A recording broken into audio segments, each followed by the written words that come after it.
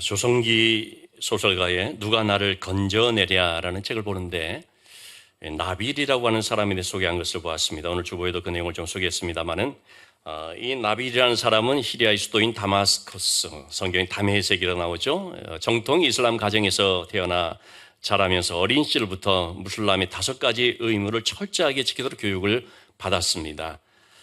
그렇지만 그는 이 신이, 자기가 섬기는 이 신이 심판하는 공포의 대상으로서 늘상 불안한 가운데 있었습니다. 5가지 의무를 지키는 것도, 이 여러 가지 계율을 지키는 것도 그러면은 천국에 갈 수 있을 것이다 라는 생각 때문인데, 그럼에도 계율을 지키면서 구원의 확신에 대한 것이 없어서 그래서 늘 불안했습니다.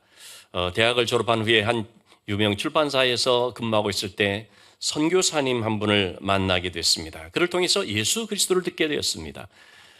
자기가 알기로는 예수 그리스도는 선지자 중에 한 명으로 생각하고 있었는데, 예수님이 하나님의 아들이시고 인간의 모든 죄를 담당하신 구세주가 된다는 사실은 배운 적이 없었던 것이죠.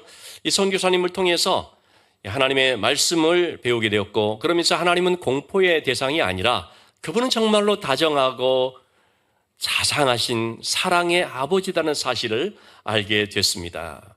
나빌은 감격하면서 성경을 읽으며 그동안에 이 신에 대해서 가졌었던 그런 어떤 의문들을 풀어나가기를 시작을 했습니다. 그리고 자기가 이 무슬림 계율들을 지키면서 아무리 노력해도 구원의 이런 확신을 가질 수가 없었는데, 예수 그리스도를 믿음으로써 구원을 받는다는 이 사실을 깨닫게 되었을 때 그래서 깊이 영접함으로 이제 개종을 하게 된 것이죠. 그로 인하여서 자기들 그 이슬람 사회에서 참 극심한 시련을 당했지만, 그러나 그는 구원받은 이 확신을 가지고 모든 어려움들을 감당해낼 수 있었다라고 말하고 있습니다. 다음 주일은 우리 종교개혁주의로 지킵니다. 종교개혁 그러면은 이제 마틴 루터를 생각하게 되는데, 정말 이 마틴 루터야말로 이처럼 하나님을 공포의 대상으로 생각했던 사람이었습니다. 그는 하나님의 심판에 대한 두려움과 불안 때문에 늘 강박증과 같은 그런 강박관념에 늘 사로잡혀 있었습니다. 오죽하면은 로마의 라테로나 대성당이 있는데 거기에는 28개의 그 계단이라고 있거든요. 지금도 가면은 이제 관광객들 공개도 하고 한다는데, 근데 이 계단은 예수님께서 빌라도의 법정에서 그 신문을 받기 위해서 오르셨던 28개의 계단을 가지고 와서 만든 것이다. 미신인 거죠.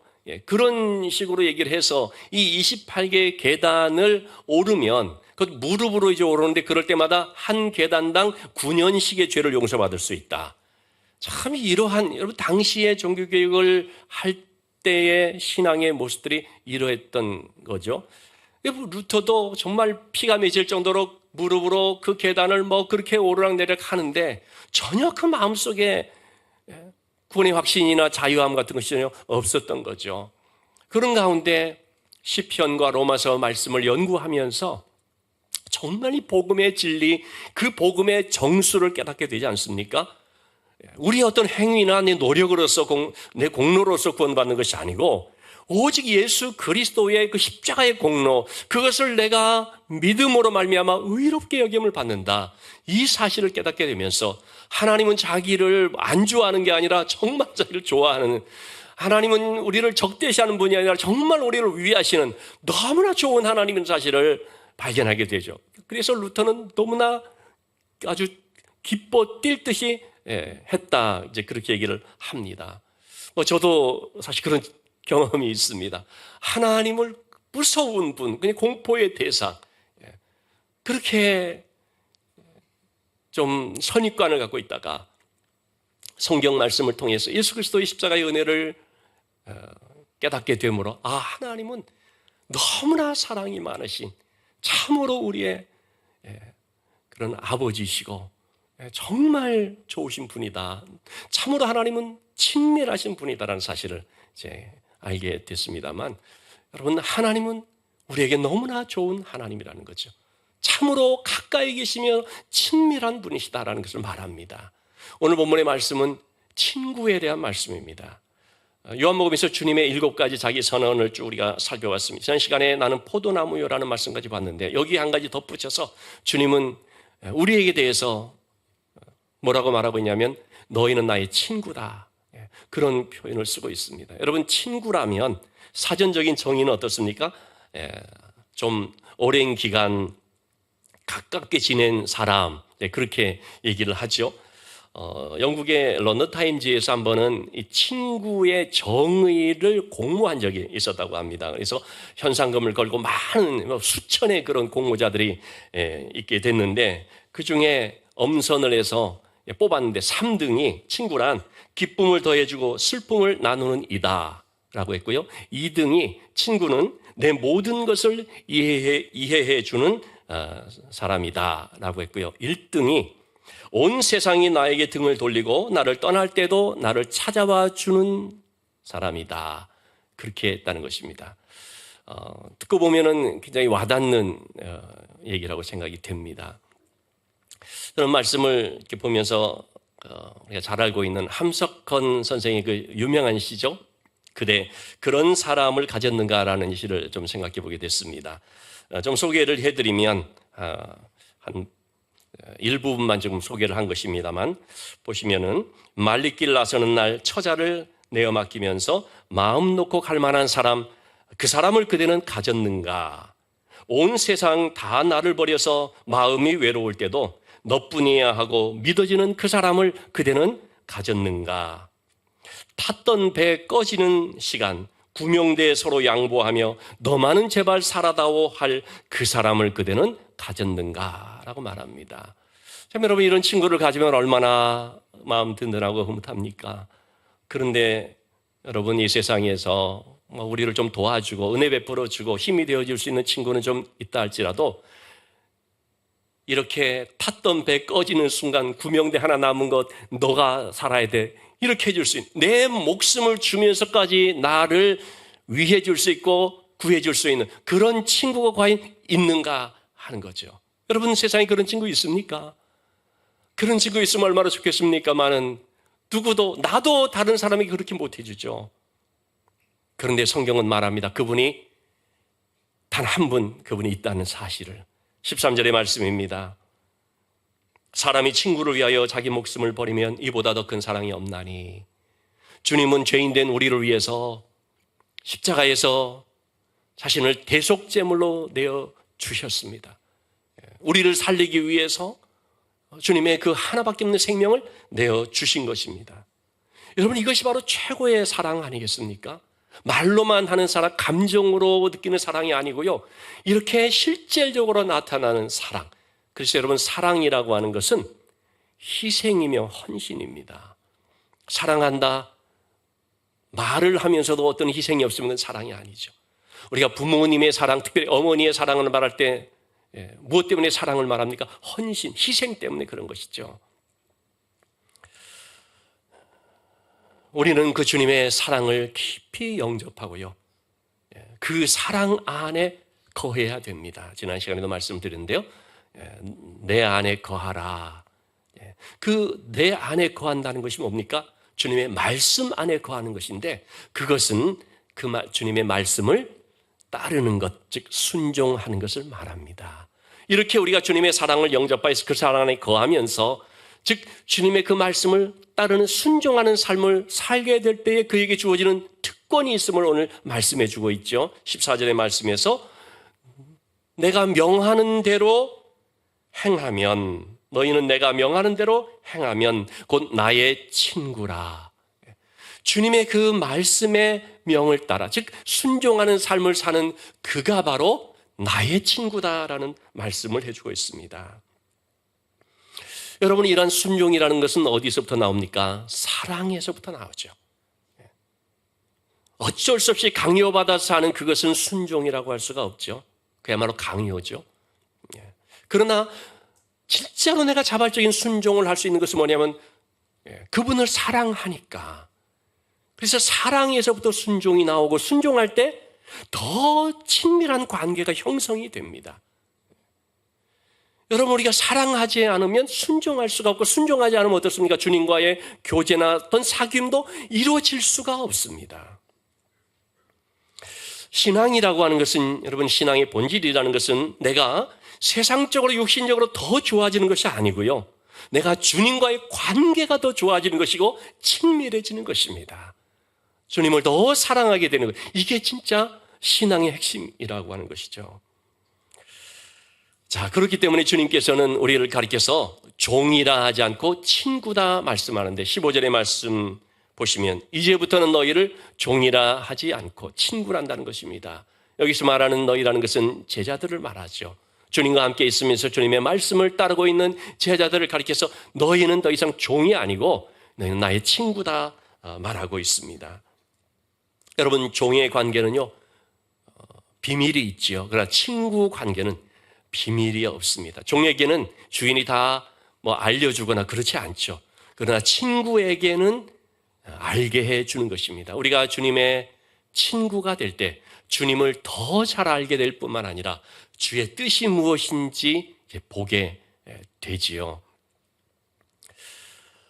이렇게 순종하는 자가 친밀한 관계가 되고 친밀하게 될수록 그 뜻을 알게 된다 했는데, 시편 25편 14절에서 말씀에서도 그렇게 말씀하고 있는 것입니다. 하나님을 경외한다는 것이 뭡니까?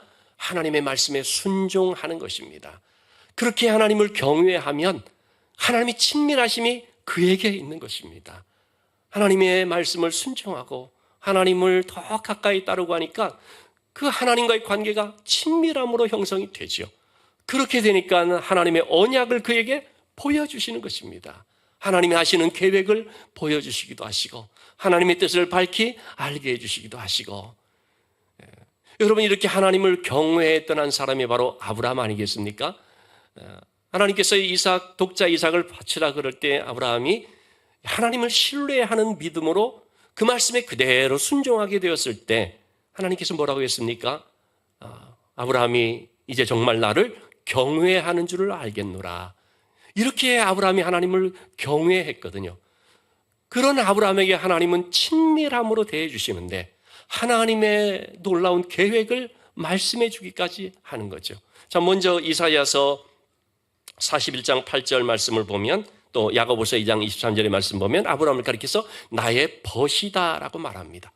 그만큼 아브라함을 너무나 가까운 친구로서 생각하는 것입니다. 그렇게 벗이다라고 말할 정도로 친밀하다 하는 말씀이 되겠습니다. 자, 이러한 아브라함에게 하나님께서 소돔과 고모라의 심판에 대한 계획을 말씀하신 적이 있지 않습니까? 창세기 18장 17절의 말씀, 내가 하려는 것을 아브라함에게 숨기겠느냐? 가까운 사이일수록 비밀이 없고 숨기는 게 없다고 했지 않습니까? 하나님께서는 참 인간인 아브라함인데, 그 정말 부족한 인간일 수밖에 없는 아브라함인데도 하나님께서는 너무나 그를 사랑하셔서 미리 얘기를 해주는 것입니다. 소돔과 고모라 성의 죄악의 관영에서 이제는 더 이상 묵과할 수 없는 수준이 되기 때문에 심판하게 된다는 것입니다. 아브라함에게 말씀하신 이유가 무엇 때문이겠습니까? 그 소돔과 고모라 성의 조카인 롯이 살고 있거든요. 그러자 아브라함이 하나님 앞에 엎드려 기도하죠. 하나님, 그 성에 의인 50명만 있으면 그를 용서해 주시겠습니까? 그렇게 하겠다고 했습니다. 의인 50명이 없습니다. 45명만 있으면, 40명만 있으면, 30명만 있으면, 20명만 있으면, 10명만 있으면 어떻겠습니까? 그래도 그렇게 하겠다. 근데 이 의인 10명이 없는 거죠. 그리고 소돔과 고모라 성은 유황불의 심판을 받았습니다. 그런데 성경은 뭐라고 말합니까? 그 성이 무너지는 가운데 하나님께서 롯의 롯을 건져내 주셨는데요, 그 성에서 나가도록 구해 주셨는데 아브라함을 생각하자. 아브라함의 그 기도가 롯을 이렇게 살려준 것을 보게 됩니다. 주님은 제자들에게 내 친구다라고 말씀을 하셨는데, 누가복음 12장 4절에서 또 그렇게 얘기를 하고 있습니다. 내 친구 너희라고 말합니다. 그래서 그들에게 하나님의 말씀을 밝히 보여주는데, 마가복음 4장 11절에 보니까요, 이 외인들, 세상 사람들에게는 비유로 이것이 좀 약간 베일이 가려진 듯 비밀에 쌓여있는 그런 모습이지만 너희에게는 밝히 얘기를 해준다. 너희에게는 하나님의 비밀을 알려주었다. 이런 말씀을 하고 있습니다. 여러분, 이 제자들에게 하나님의 비밀을 알려준다는 것은 뭡니까? 단순히 어떤 호기심을 충족시켜주는 그런 의미겠습니까? 그렇지가 않죠. 그들의 구원을, 그들의 유익을 위해서 복음의 비밀, 구원의 비밀을 밝히 깨닫게 해 주시는 것이죠. 하나님께서 우리처럼 아주 부족한 자들이지만 이렇게 주의 말씀을 따르는 제자의 삶이 될 때에 친구 삼아 주셔서 하나님의 말씀을 알려주시고 그 비밀을 깨닫는 기쁨을 얻게 해주시고 그래서 우리의 영혼의 유익을 위해서 복을 주시는 것을 볼 수가 있습니다. 이처럼 주님은 제자들뿐만 아니라 우리들도 친구로 삼아 주셨습니다. 자, 그런데 이것을 오늘 16절의 말씀은 어떻게 표현하고 있느냐면 이렇게 주님이 우리를 친구 삼아 주신 것은 주님이 우리를 선택했기 때문이지 우리가 주님을 친구로 선택했기 때문에 우리가 주님을 따르기로 선택했기 때문에 그렇게 된 것이 아니다라고 말씀을 해주고 있습니다. 처음에는 우리가 생각할 때 아니 내가 선택해서 하나님을 선택했으니까 믿게 되었고 예수를 선택했으니까 믿게 되었고 교회를 선택했으니까 여기에 오게 됐고 내가 선택한 것이 아니냐라고 생각할 수가 있죠. 그런데 영의 눈이 떠지면 그게 내 선택이 아니었다는 것을 깨닫게 되죠. 하나님께서 나를 택하여 주셔서 그래서 예수 믿게 해주셨고 또 은혜를 알게 해주셨고 하나님의 일꾼으로 이렇게 쓰임받게 해주셨다. 그걸 발견하게 되죠. 이사야서 43장 1절 말씀에서도 하나님께서는 어떻게 우리를 부르셨는지를 얘기해 주고 있습니다. 누가 불렀습니까? 창조주입니다. 전능하신 그분이 높고 높으신 정말 지극히 위대하신 지존하신 그 하나님이 바로 우리 한 사람 한 사람을 지명하여 불렀다고 했습니다. 너는 내 것이다 라고 하면서 여기서 말하는 내 것이라는 것은 내 어떤 소유물이다라는 것이 아니라 내 자녀다라는 뜻이죠.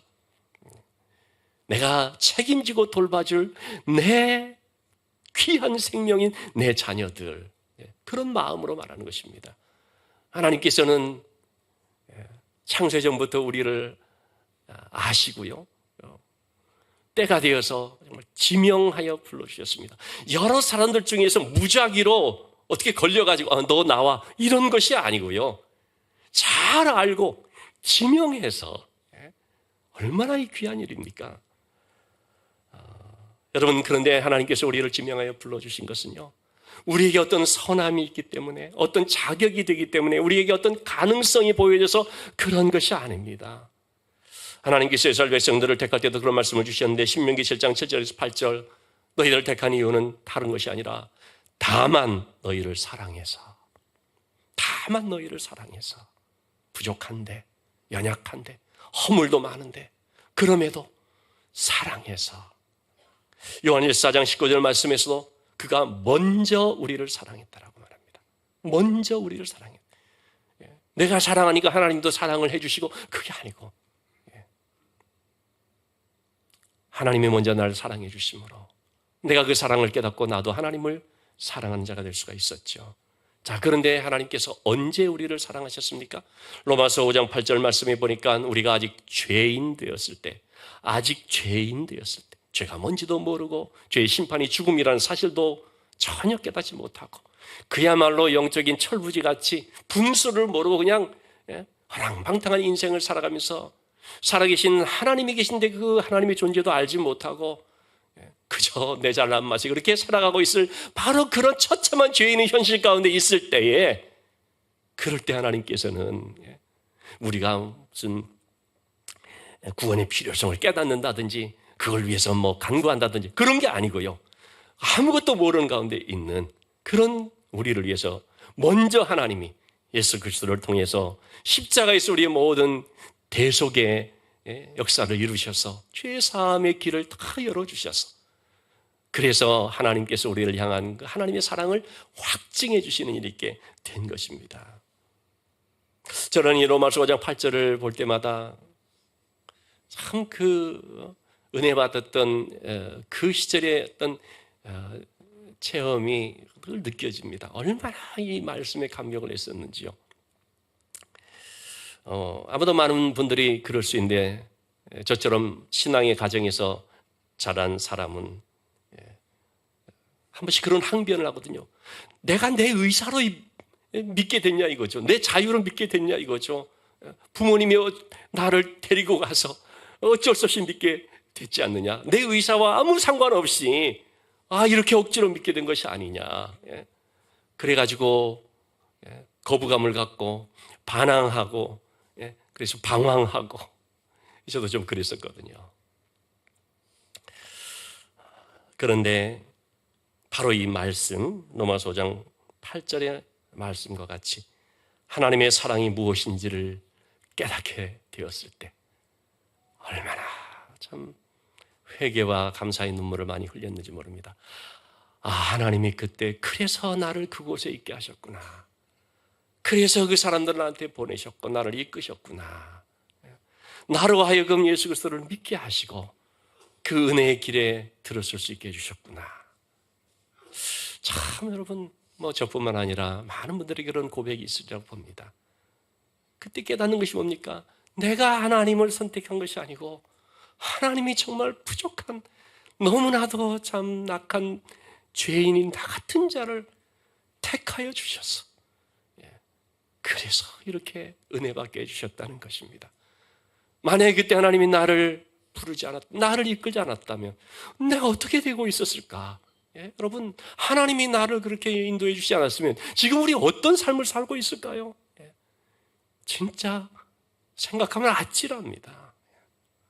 세상 가운데 진짜 세상의 것에만 소망을 두고 썩어질 것에만 소망을 두고 거기에 파묻혀서 진짜 대책 없는 그런 멸망길로 가면서도 그게 뭔지도 모르는 이런 아주 미련한 인생을 살고 있지 않았겠습니까? 좀 끔찍한 일이죠. 근데 하나님께서 진짜 억지로 막 끌어주셔서 강압적일 수도 있는 어떤 그런 걸 통해서라도 끌어주셔서 그래서 너 그러면 안 된다. 큰일 난다. 지금 이때 정신 차려야 된다. 그렇게 이끌어 주셨기 때문에 이런 하나님의 은혜의 자리에 있게 된 것을 보게 됩니다. 주님은 왜 그러면 우리를 이렇게 택해 주셨나요?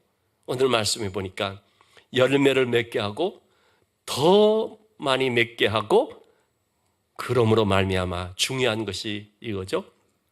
하나님께 무엇을 구하든지 받게 하려 함이라. 지난 시간에도 말씀드렸습니다. 열매라는 것은 이 순종의 열매인데 회개의 열매, 순종의 열매, 감사의 열매 등을 포함해서 말할 수가 있겠죠. 어쨌든 믿음의 이 열매를 맺게 하셨는데 다시 말하면 우리로 하여금 믿음으로 순종하는 삶을 살게 주셨다는 것입니다. 그렇게 하도록 주님이 우리를 불러주셨는데 그러므로 말미암아 우리를 어떻게 하시는 겁니까? 무엇이든지 구하는 대로 응답받게. 여러분 하나님께서 우리를 부르신 것, 우리를 택하신 것은요 우리를 하나님은 일시키려고 그래서 그런 것이 아닙니다. 하나님이 우리를 부르신 것은 우리로 복되게 하기 위해서입니다. 복받게 하기 위해서입니다. 그 복받는 삶을 살려면 하나님의 말씀에 순종함으로써 간구하는 삶을 살아갈 때 복되기 때문에 바로 그 비결을 알게 하기 위해서 우리를 불러주신 거죠. 때문에 우리는 주님과의 친밀한 관계 속에 살 때 순종의 삶을 살게 되고 그로 인하여서 하나님 앞에 구하는 것을 반드시 응답받는 열매가 있게 됩니다. 우리 엊그제 금요 심야 기도회 때 등대교회 김양옥 목사님의 간증을 함께 나누었습니다. 쪽방촌에서 노숙인들을 섬기는 정말 낮은 자들을 섬기는 사역을 하고 있는데요. 그분이 그런 고백을 합니다. 그저 자신은 그냥 어려운 사람들, 그저 그들을 돕는 이 구제사역에만 초점을 맞춰서 그렇게만 매진하고 있었다는 것이죠. 그런데 그게 아니라는 것을 깊이 깨닫는 일들이 있었다는 것입니다. 기도해야 되는구나. 하나님의 은혜가 임해야 된다. 그런 일들을 좀 경험하게 되는데, 한 번은 길에서 어떤 사람을 만났는데 이분이 병색이 있는데 병원에서 입원도 안 시켜준다고, 그래가지고 이제 막 그냥 참 원망하는 그런 불편한 마음으로 있는 걸 보게 되었죠. 그러자 이 목사님이 화가 나가지고, 아니 어떤 병원인데 도대체 병자를 돈 없다고 그냥 쫓아낼 수가 있느냐 따지려고 가서 의사 선생님을 만났는데, 알고 봤더니 이분이 췌장암 4기라는 것입니다. 고칠 수 있는, 치료할 수 있는 단계를 지나버려서 도저히 손 쓸 수 없는 가운데 있는데, 그러지 않아도 이 사람이 가족도 없고 연고지도 아무것도 없어서 어떻게 알릴 방법이 없었는데 본인은 모르고 있고, 마침 목사님 오셨으니까 말씀드린다고. 그러자 목사님 깜짝 놀란 것이죠. 얼마나 남아 살겠습니까? 한 3개월에서 6개월 사이 시한부 인생이죠. 그분의 모습을 보니까 너무나 불쌍한 것입니다. 그래서 교회에 가서 한 30여 명 되는 성도들한테 얘기를 하면서 우리 합심해서 좀 기도하자고 간절히 기도하게 됐다는 것입니다. 그리고 한 달마다 와서 체크를 해야 되니까 이제 병원에 같이 갔습니다. 의사 선생님이 사진을 찍어서 이제 비교를 하게 되겠죠. 그 의사 선생님이 깜짝 놀래가지고 이렇게 말하는 것입니다. 한 달 동안 무슨 일이 있었습니까? 왜 그러냐 봤더니 테니스 공만 했더니 종기 암세포가 좁쌀만큼 되어버렸다는 거예요. 이거 그냥 제거하면 낫습니다. 깨끗이 나와버렸어요. 의사 선생님도 놀랐고, 본인 자신도 물론 놀랐겠지만 누구보다도 놀란 사람은 목사님 자신이었던 거죠. 기도하니까 되는구나. 아니 기도하니까 이런 역사가 일어난다. 얼마나 놀랐겠습니까? 사실 여러분, 우리가 기도하면서도 되겠어, 그냥 기도는 하니까 해야 되니까 하지만 이건 안 될 거야, 그런 일들이 많이 있잖아요. 근데 진짜로 그렇게 이루어지면요, 정작 기도한 자신이 놀랍니다. 진짜네, 하나님 살아계시네. 이 목사님이 그를 통해서 사역에 대해 전환이 일어났다고 말하죠. 기도해야 되는구나. 그런 가운데 이 교회를 이제 이전해야 되는 상황이 됐는데 재정 문제 때문에 또 기도할 수밖에 없었습니다. 간절히 열심히 기도했습니다. 그러자 하나님께서 놀라운 방법으로 이것을 해결해 주셨다라는 얘기를 합니다. 이제 얼마 없으면 신년이 됩니다. 벌써 여러분, 금년도 한 2-5달밖에 안 남았는데요. 신년 첫 주 찬양 예배가 좀 좋았었는데 그 좀 시간이 안 돼서 둘째 주 찬양 예배 때 신년 좀 축복 성회처럼 우리 김양옥 목사님을 모시고 집회를 하기로 했습니다. 참 오시면 참 또 귀한 말씀 우리가 들을 수 있게 되겠습니다. 주님과의 친밀함 속에서 순종하는 삶을 살아갈 때 바로 그 사람의 기도가 하나님 앞에 응답되고 놀라운 역사가 나타나는 것을 보게 됩니다. 그런 점에서 여러분, 순종이 없이는 기도도 없고요, 당연히 응답도 없는 것이죠.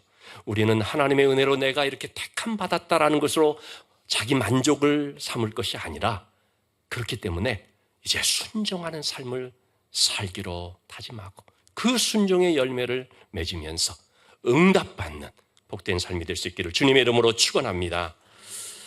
여러분, 우리는 진정한 친구에 대한 갈망이 다 있습니다. 오늘날에는 SNS를 통해서 얼마나 이 친구를 맺고, 또 친구가 뭐 몇 명이다 자랑하고 막 그렇습니까? 삶이 힘들어질 때라는 이 책에서 할 니에즈 비에키라는 그 사람이 쓴 글을 소개를 합니다. 이분이 뉴욕 타임즈에다가 자기의 온라인 친구에 관한 글을 기고를 했습니다. 자기 페이스북 친구가 700명이라는 것입니다.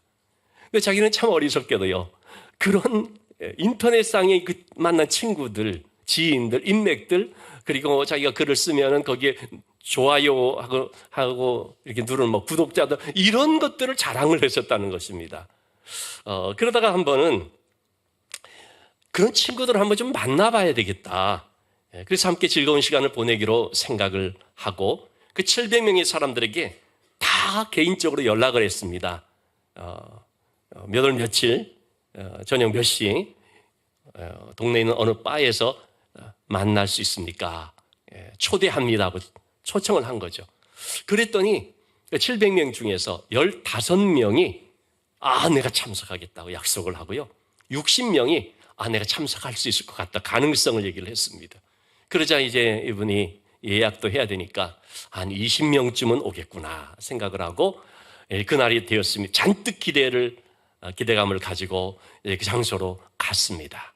시간이 됐습니다. 얼마나 왔을까요? 기다리고 기다렸습니다. 좀 지나니까 한 명이 왔습니다. 그 사람도 전혀 모르는 사람이었습니다. 친구의 친구였던 것입니다. 둘이 할 말이 있습니까? 뭐 조금 얘기하다가 이분이 그냥 먼저 간다고 가버렸습니다. 계속 기다렸습니다. 자정까지 기다리고 기다렸는데 아무도 안 왔습니다. 그는 이렇게 말하고 있습니다. 이렇게 글을 마무리했습니다. 700명의 친구가 있었지만 난 혼자 술을 마시고 있었다. 그 700명이라는 숫자는 친구라는 타이틀은 있었을지 모르지만 사실 친구는 아무도 없었던 것이죠. 인디언들은 친구를 정의하기를 그의 어깨에 내 슬픔을 대신 짊어주는 사람이라고 말한답니다. 그의 어깨에 내 슬픔을 짊어주는 자. 참 그런 친구 있으면 얼마나 좋겠습니까? 근데 여러분, 내 슬픔 하나 감당하기도 힘든데 남의 슬픔까지 져주기가 너무 힘듭니다. 그렇게 해줄 수 있는 분은 단 한 분, 예수 그리스도밖에 없습니다. 온 세상 날 버려도 주 예수 안 버려. 끝까지 나와 동행하시니 내 마음이 아플 적에 큰 위로 되시며 나의 좋은 친구가 되신 그분은 오직 주님밖에 없는 것입니다.